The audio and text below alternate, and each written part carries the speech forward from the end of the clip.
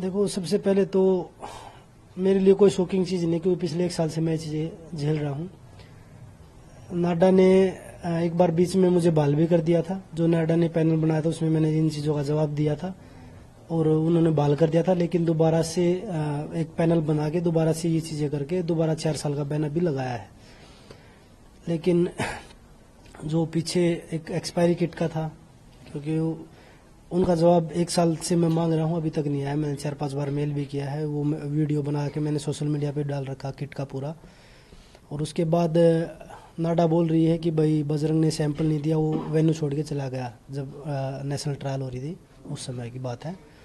तो मैं आपके माध्यम से मैं देशवासियों को भी और जो और बड़े अधिकारी हैं जो बैठे हैं, जो सोच रहे कि हाँ भाई गलत कर रहे हैं खिलाड़ी, उनको भी बताना चाहता हूँ कि जब ट्रायल चल रहे थे, जो उन्होंने टाइम दे रखा है कि भाई बजरंग वेन्यू छोड़ के चला गया था, उसके बाद मैंने जो आपने डॉक्टर अपॉइंट कर रखा है, जो सरकारी डॉक्टर था, उससे मेडिकल बनवाया है और उस पर टाइम लिख रखा है कि भाई किस टाइम मैंने मेडिकल बनवाया, अधिकारियों को दिया वहाँ पे।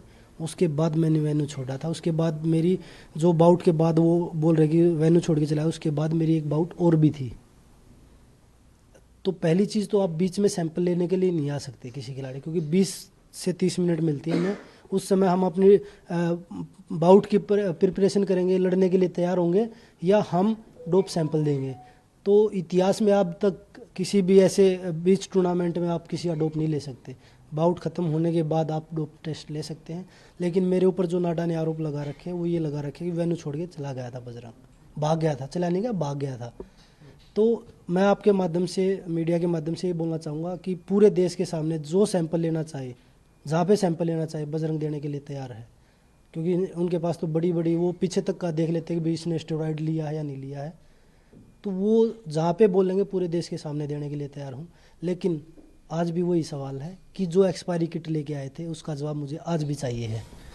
मेरा आपसे यही प्रश्न था कि उन्होंने पहले आपको बोला कि आपने जब उन्होंने आपसे डोप का सैंपल मांगा तब आपने मना किया, उनके हिसाब से, नाडा के अनुसार जी, आपने तब मना किया, वो तब नहीं दिया जब सैंपल उन्होंने मांगा, और फिर उसके बाद उन्होंने आपको नहीं देने पर उन्होंने आपको नोटिस भेजा। लेकिन आपका उधर से जवाब ये है कि उन्होंने जो डोप के लिए जो मटेरियल भेजा जिसमें आपको सैंपल देना था वो एक्सपायर्ड था। ये पूरी बात। पहली चीज़ तो मैंने उनको मना नहीं किया। दूसरी चीज़, वो बोल रहे कि भाई वो एक्सपायरी किट पहले सैंपल में थी, कि भाई हम दिसंबर में आए थे उस समय वो एक्सपायरी किट थी। उसका जवाब आपने दिया? अभी तक नहीं दिया। मैंने 4 मेल कर चुका हूँ, 4 से 5, एग्जैक्ट मुझे याद नहीं 4 मेल किए हैं या 5 किए हैं, लेकिन मैं उनको 4 से 5 मेल कर चुका हूँ कि भाई आप मुझे इसका जवाब दीजिए। दूसरी चीज़, जो आपने आरोप लगाया कि बजरंग वेन्यू छोड़ के भाग गया है, वो मेरे पास टाइम के साथ प्रूफ है कि भाई मैं वेन्यू में ही था। उसके बाद मैंने मेडिकल बनवाया है, उसके बाद मैंने अधिकारियों को मेडिकल दिया है अपना कि भाई नेक्स्ट बाउट जो है 20 मिनट बाद थी, वो बाउट मैं नहीं खेल पाऊँगा, मेरे डॉक्टर ने मना कर दिया था। लेकिन उसके बाद नाडा ने जो ये मेरे ऊपर जो ये लगाया है, तो इसका सीधा सीधा ये है कि भाई हम महिला खिलाड़ियों के साथ खड़े थे। इसमें सरकार इन्वॉल्व है, क्योंकि सारी एजेंसियां सरकार के अधीन आती है। जो बड़ी बड़ी है तो नाडा छोटी सी एजेंसी है। जब बड़े बड़े लोग इतने इतने करोड़ का घोटाला करके और सरकार में जाके वो क्लीन हो जाते हैं, तो वो एजेंसियां उन्हीं के पास है, तभी तो वो होते हैं ना क्लीन। अभी तो एक नाडा की छोटी सी कंपनी हमारे पीछे लगाई है एजेंसी, कि भाई इनको डोप में फंसा के डरा के कैसे भी पीछे हटाओ। और बहुत सारी एजेंसियां लगाएगी सरकार हमारे पीछे भी, कि भाई बजरंग तो ये कर रहे हैं। जो प्रोटेस्ट में जो खिलाड़ी थे, महिला खिलाड़ी थी, उनके ऊपर भी डोप का दबाव बना के कि आपके घर पे डोप वाले आए होंगे। तो बड़े दुर्भाग्य की बात है कि खिलाड़ी को नहीं पता होता कि आज मेरे पास डोप वाले आएंगे टेस्ट लेने के लिए।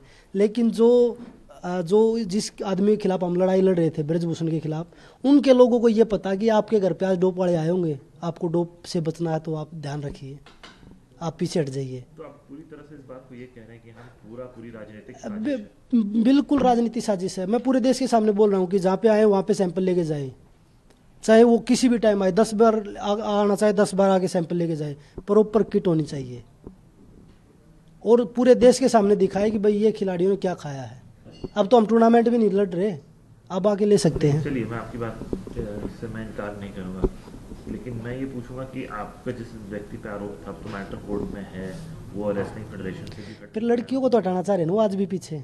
क्यों लड़कियों को कैसे पीछे हटाया जाए?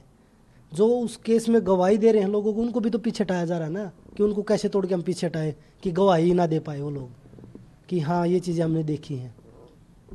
तो वो चीज़ें आज भी चल रही हैं। लोगों को ये लग रहा है कि भाई कोर्ट में केस चल रहा है। जब स्टार्टिंग में गए जब 15 से 20 लड़कियां थी, जब खेल मंत्री जी के सामने गए थे और उन लड़कियों ने रो रो के बताया था। आज वो लड़कियां जब कोर्ट में हम गए, जब FIR दर्ज हुई, जब 6 लड़कियां बच गई थी, वो उसमें एक को फिर पीछे हटा दिया, फिर 5 बच गई। उसके बाद भी उनको कैसे तोड़े कि भाई हम कैसे पीछे हटाएं इन लोगों को। तो वो काम आज भी चल रहा है कि भाई ना तो हम गवाही देने दें और ना हम जो लड़कियों की अभी तक गवाही कोर्ट में हियरिंग नहीं हुई है उनको कैसे पीछे हटाएं। वो काम आज भी चल रहा है। अब आपका अगला कदम क्या होगा? आप इस अभी बैन मैंने के कोर्ट लिए में, कल मेरी कोर्ट में हियरिंग है, मैंने पहले ही डाल रखा था कोर्ट में कि भाई मुझे पता था, नाडा पे भरोसा मुझे पहले भी, क्योंकि नाडा देश में पहले भी बहुत सारे खिलाड़ियों के साथ ऐसे कर चुका है। तो मैंने कोर्ट में डाल रखा है। कोर्ट में पहले भी हियरिंग हुई थी तो उन्होंने बोला कि एक बार जो पैनल कमेटी बना रखी है उसका एक बार क्या रिव्यू आता है वो देख लेते हैं, उसके बाद हम अपनी कार्रवाई स्टार्ट करेंगे।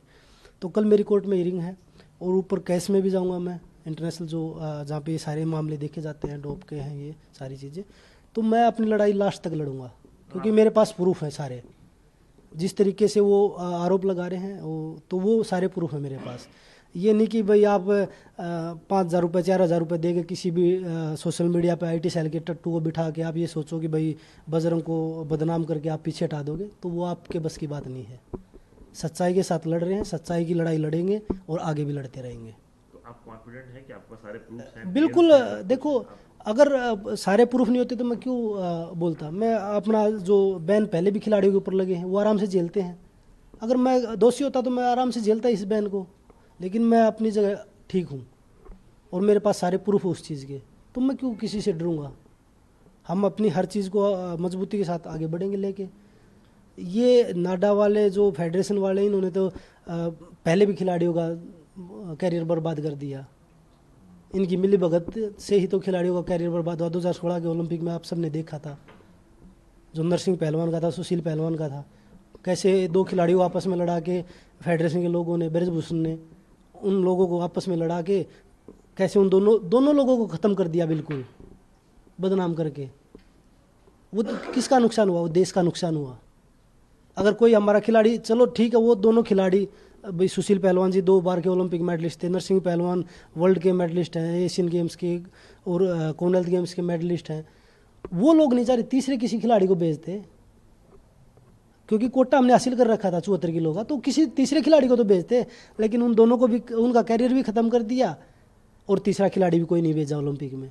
तो ये फेडरेशन की तो मंशा थी उस समय।